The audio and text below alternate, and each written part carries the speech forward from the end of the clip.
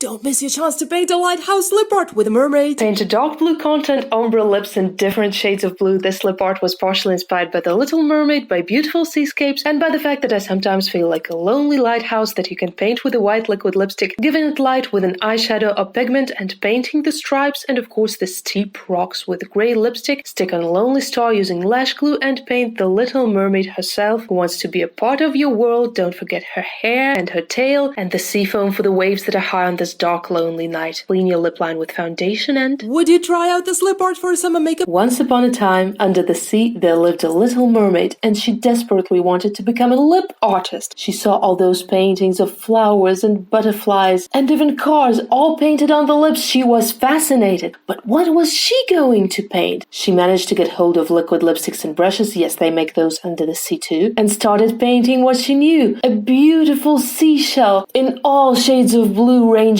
all the way from purple to green. She added her pet starfish and of course the pearly teeth. In her next life, she became the Mirror Beauty and was painting all kinds of lip art, but the sea theme haunted her forever.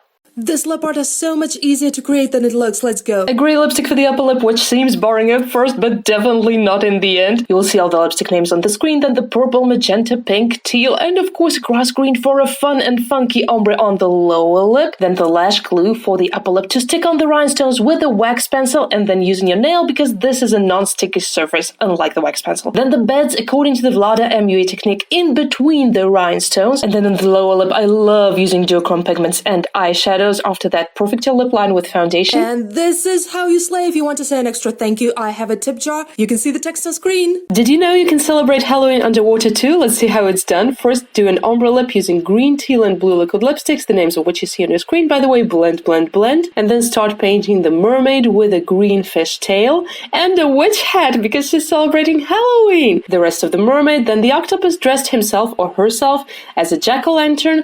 The jellyfish put on some devil horns, and the regular fish just has devil horns instead of her tail. Who would you be if you celebrated Halloween underwater?